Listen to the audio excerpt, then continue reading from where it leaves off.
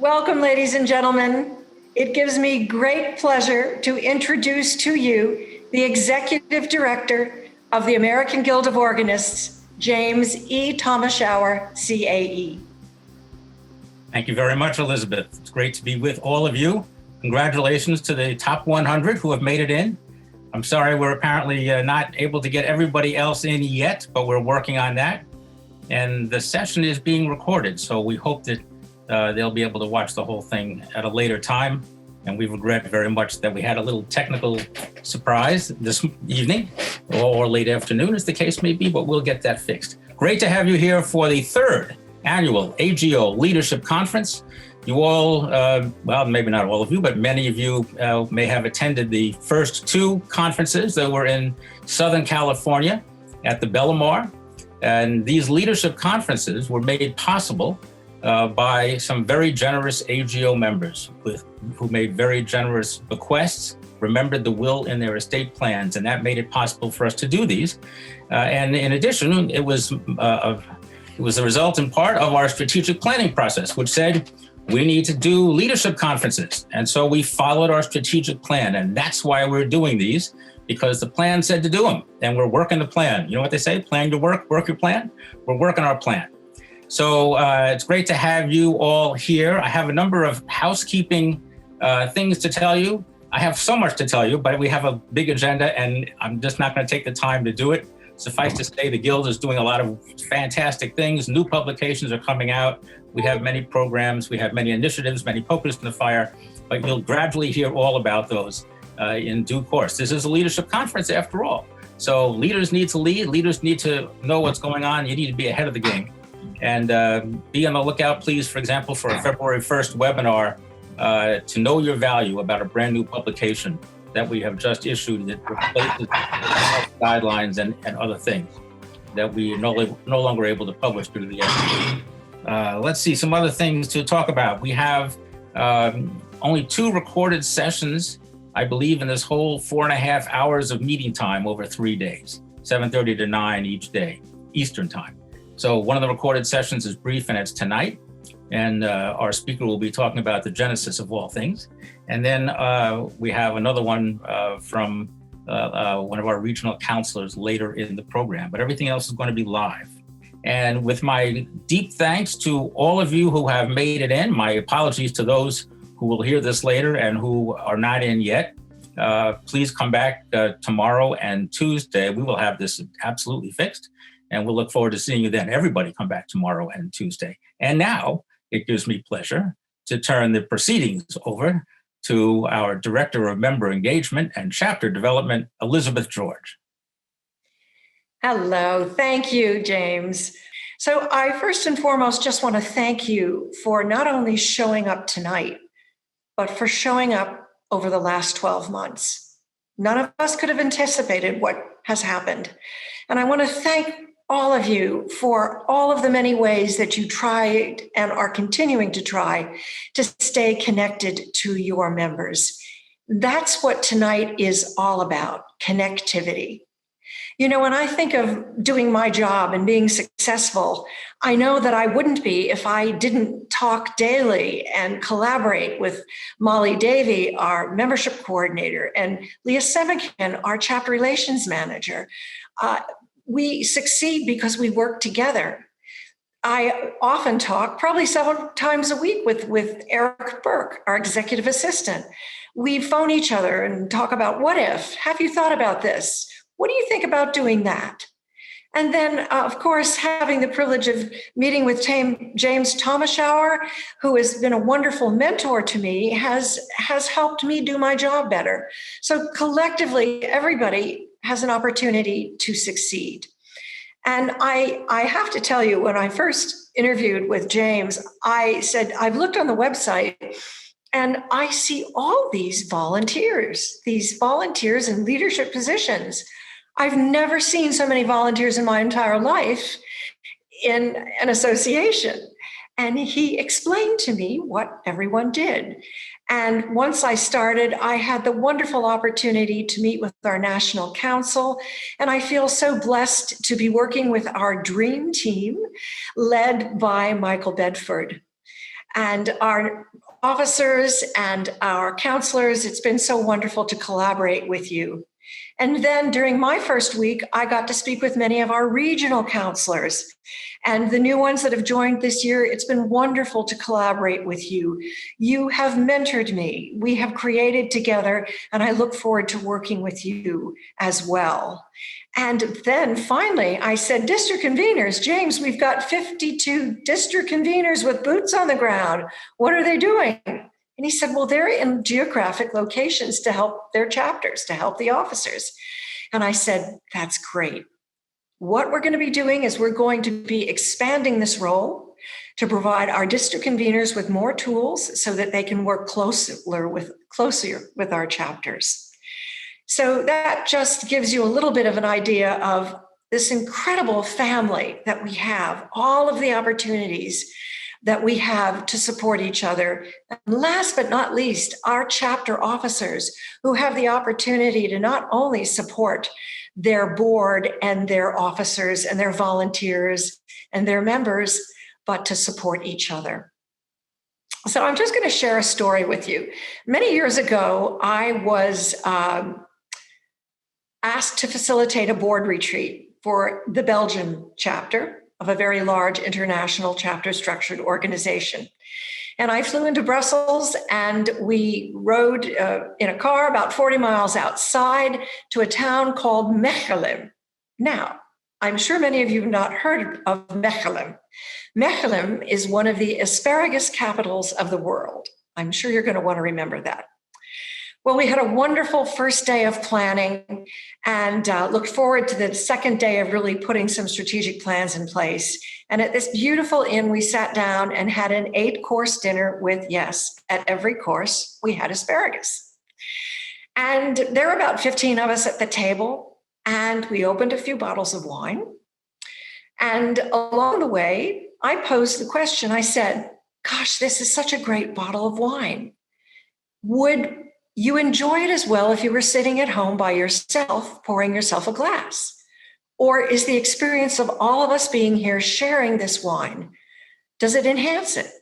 And people said, well, you know, it's a great wine. I'd really enjoy opening it and drinking it alone. But no, it's better when we're all together. Because collectively, we're sipping, we're sniffing, we're sharing stories, we're supporting each other, we're communicating. That's what we're going to do tonight. We're going to connect. Very shortly, you're going to go into breakout rooms where you're going to be able to connect with other chapters of your size. And then at the end of the 30 minutes, we're going to bring you back into the general session. You can't leave. This is not the Hotel California. You can check out, but you can never leave. We want you to come back with us into the general session, and we want to hear from you. We want to hear what you have learned about tonight.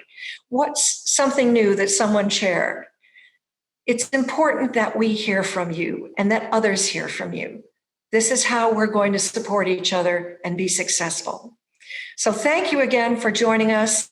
And now it gives me great pleasure to introduce to you a man who we were so happy to welcome several months ago, our Chief Technology Officer, Joshua Freeman. Josh, the floor is yours. Well, first of all, I apologize for the truncated attendance of this evening's meeting. I know that tomorrow we'll be able to accommodate up to 1,000 people. If need be. But I'm glad to see all of you here this evening. I'm really enjoying my role as Chief Technology Officer.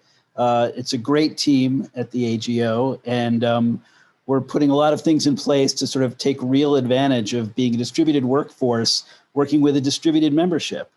I'm working on getting a new and much more contemporary looking website together, but not one that will be disorienting in terms of being able to find the things that you want to be able to find.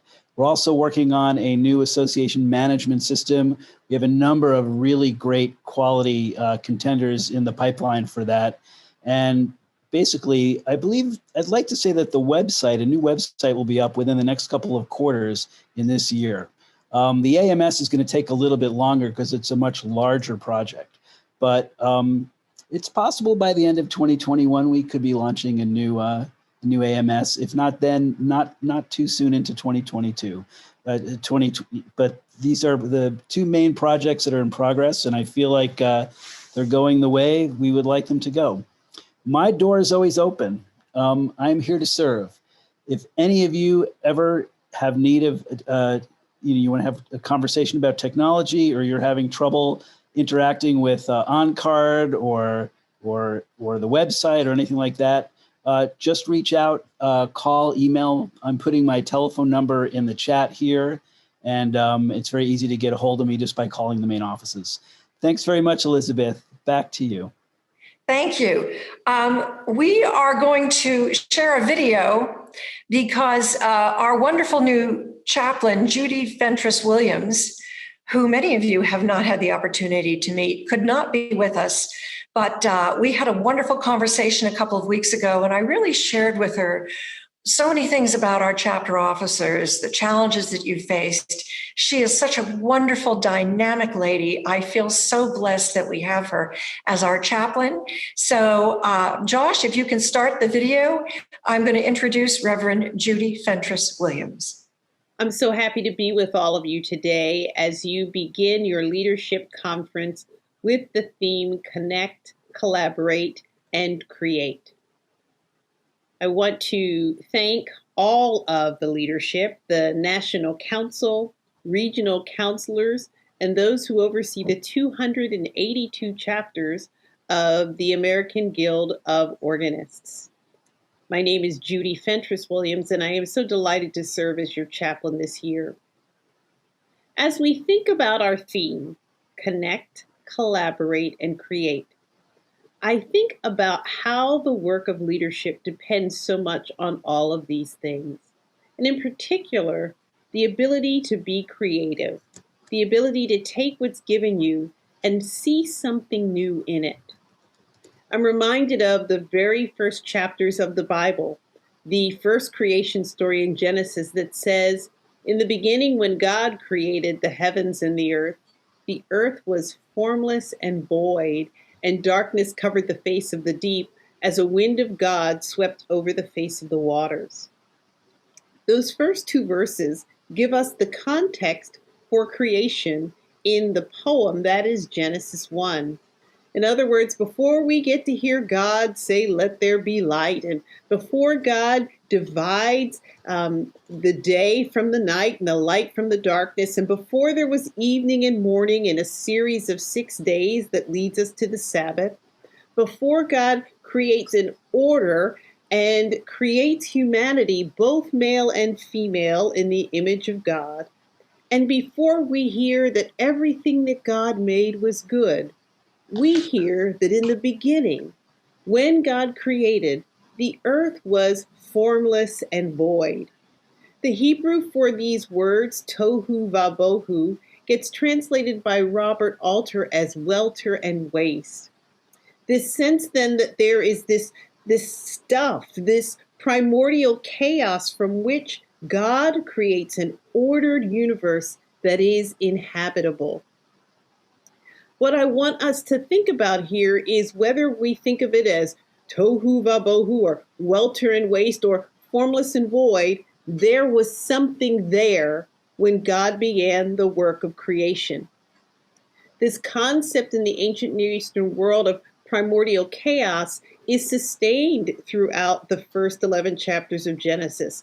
God pushes back the deep. God creates a dome where humanity and all of God's created order can exist. But in the creation story, chaos never goes away. Chaos is always held at bay by God's order, and there are moments in history when chaos invades our ordered world. That's exactly what happens in the flood, when the windows of the heaven open and the fountains of the deep, all of that chaos that had been pushed back made its way back into our world. And perhaps if you try really hard, you can think of some moments in the recent past that have felt like chaos has come right back into our inhabited world. What we can find in this first story of creation is that it is from chaos that God's creative act begins. There's something about the creative act that can take even our worst scenario and make something good out of it. I love the fact that the very first word, Bereshit, which some translate as in the beginning, literally means when. So that Bereshit, that beginning of the creative act, is a moment we revisit again and again and again. In fact, it could be the case that whenever we find ourselves in chaos, wherever there is tumult or division or discord, that could be the beginning of the creative work. Those of us who are leaders know that a part of leading is taking a group of people who don't necessarily have any or very little connection and forming a community, facilitating connections. And sometimes that means we have to see creatively. Or perhaps it means that we have to recognize in every human being that that person too, like I, was made in the image of God, and to see the element of God in them. Even that act of seeing each other as fully human is a creative process. In Genesis 1, we see so many opportunities for learning and lessons that we can take away. But for today, I hope you remember that whatever you bring to your work today, whatever concerns you had to leave behind, if you're on Zoom, sometimes chaos is right on the other side of your door or on the other side of your computer monitor. Whatever it is that you come from, whatever your background is at this moment, this is the opportunity for God to do a creative work in and through us and amongst us. And so it is my hope that you will be open to seeing what can happen in our time together today. Thank you for joining us. Okay, well, we have our first speaker of the night, Wayne Wold, who I think many of you in the Mid-Atlantic region know. He is our Mid-Atlantic Regional Counselor, and he brings so many gifts with him. But I have an interesting factoid to share with you about Wayne that I did not know. He served 17 years as director of the chapel music at Camp David, the presidential retreat. I would never have known that. So I think that's pretty super cool, Wayne. And we're so glad to have you with us. So I'm going to turn the floor over to you. Well, thank you, Elizabeth. Yes, because of that unique situation that I had, there's a lot I can tell you and a lot I can't. So, but that's not what we're doing today. Can you hear me all right? Okay, well, greetings to everyone from Frederick, Maryland. It's great to see all of you. And it's an honor to have been asked to do the first of these leadership talks tonight. I have two general ideas, directions we're going to take this. And one of them is what we can think about programming at any time, under any circumstance. And then some things that we have learned about programming due to the quarantine, our wonderful years of 2020 and 2021. I did not prepare a handout, but I hope you find a few ideas worth writing down. And you can always contact me if there is something that you wanted to discuss. Give me some ideas. I'm always anxious to hear from you. Our interesting and engaging programs are so important to our membership. In fact, it can make or break our chapters. Keeping our members involved, we owe it to our members to have a good programming with good publicity and good planning. So at any time, I hope we should keep evaluating our programming process. Who is responsible for planning the programs in your chapter? I think at best it's done if it's a committee and not just one or two persons who are calling all the shots. I hope all of you in chapter leadership on boards remind you, probably in your operating procedures, it says right there that the programs for the year can be created by a subcommittee or committee, but it has to be approved by the full board. So it really comes to the full board responsibility to approve the programming for the year and not giving one or two people just carte blanche. Important maxim I always keep in mind, it says leaders lead, right? Leaders need to lead. So if you are in such a position, I hope you take seriously your call to be in charge of good programming. I would say number one, when we have this committee who is creating, whether it's large or small, to aim for as much diversity as we possibly can on that committee, to get as many ideas in there. So for example, people older and people younger, certainly longtime members and new members, both. Certainly a racial, ethnic balance. Gender balance, of all means, maybe a mixture of members who are of different denominations and faiths. AGO, as we know, is an ecumenical and interfaith and even a secular organization. Sometimes it ends up, a chapter might end up calling all the shots based on one faith and one even denomination. Certainly aiming towards a representative on this committee, large, small churches, large and small programs. And those with pipe organs and those with digital organs. And so aiming for this diversity, I believe that if a diverse committee where the members respect each other and their ideas, I believe they will choose a program that enlarges the table. Let me say that again about the committee. Number one, that they respect each other and respect each other's ideas, that are open-minded to new ideas, and certainly that are optimistic. I've seen some groups that plan programs that more often than not, they'll say, oh, I don't know if anyone will come to that. Well, make sure it happens, right? The program for the year that serves members by opening them up to new experiences and new views, and that actually challenges them. Certainly programs that honor members by letting them on the committee share their unique wisdom. Then enrich each other, and through us, then enrich our congregations and our audiences. So number one, then aim for diversity on that committee that does their work, and then it brings it to the full board. For secondly, I would say make sure that the plans are made far enough ahead, at best a year in advance, or maybe if not that, at least a half year. And by that means, so not only so that you can get good publicity, but also so that you get a good overview. You can look at the year as a whole and say, what's missing? What topics, what types of things have we omitted here or ignored? What is redundant? What seems to be happening more often than not? What is no longer helpful? Again, we can review our past successes and evaluate those that were less than successful.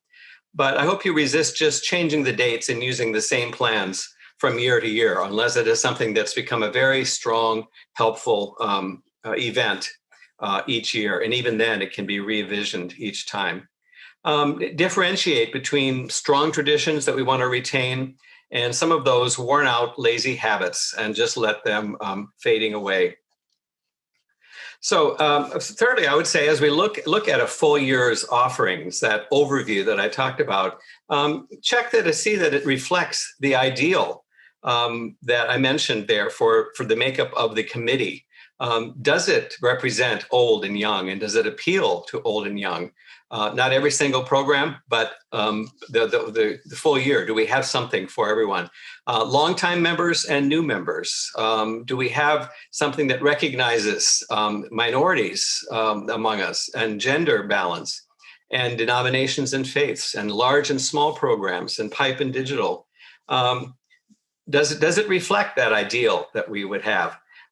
Is there a balance? Do we have the practical versus the educational? And I hope we have both. For example, do we have reading sessions of choral music and bell music and solo repertoire and organ music, and more academic presentations, people that have done intense research that can be of interest to us?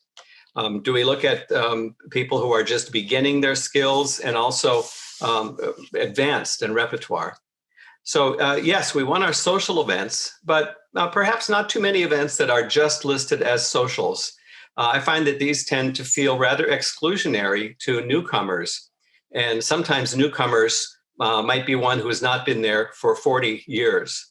And that sometimes might be to challenge some of our longtime members to reach out, to bring up that extra table or extra chair to the table and maybe not just reminisce about the past things that their chapters have done.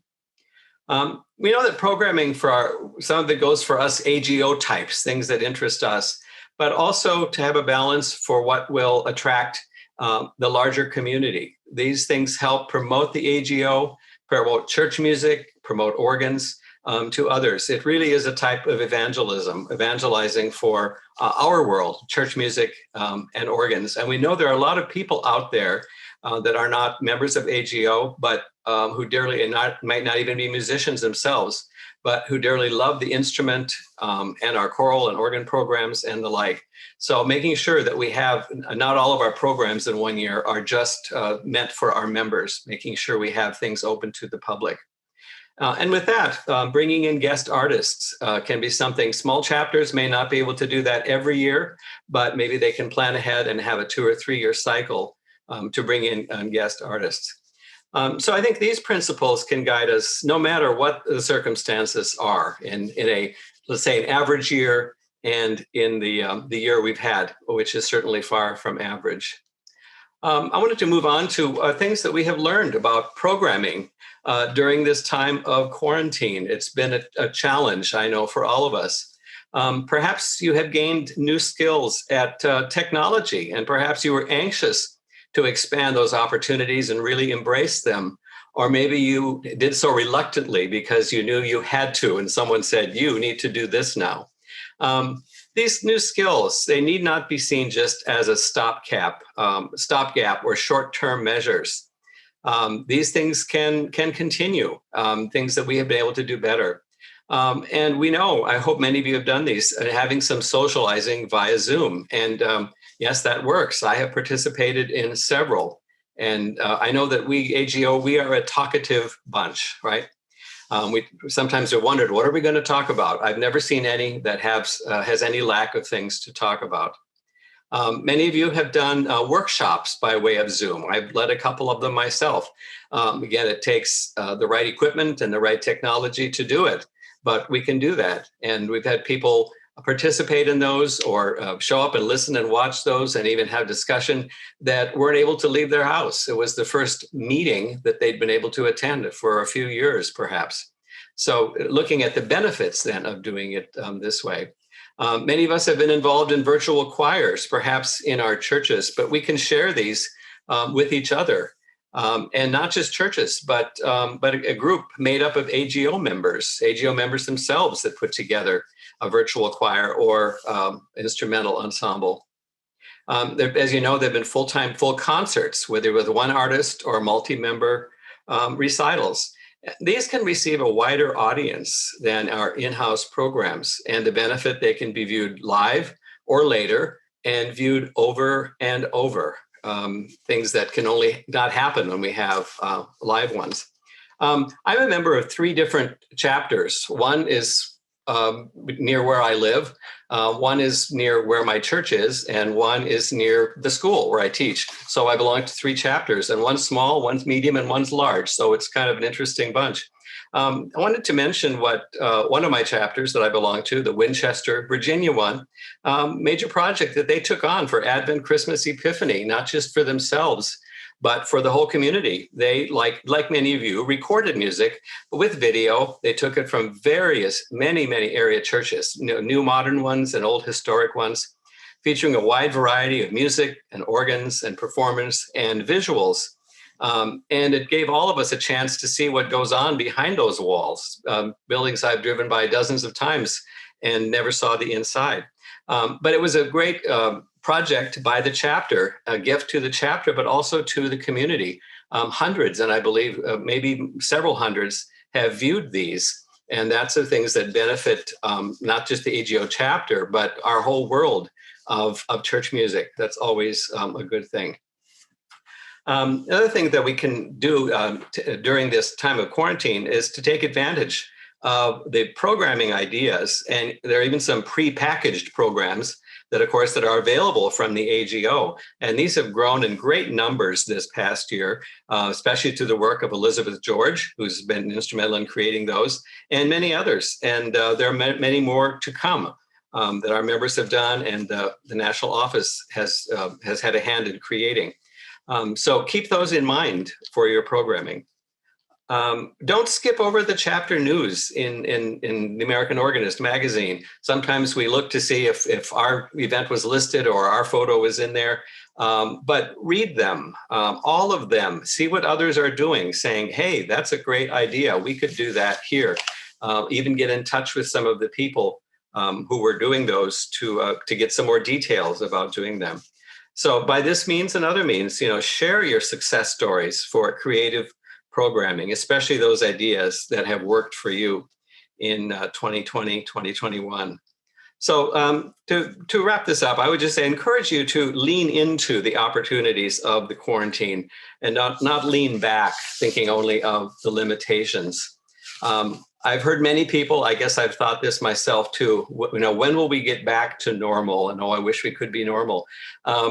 We have to understand that things will never be quite the same.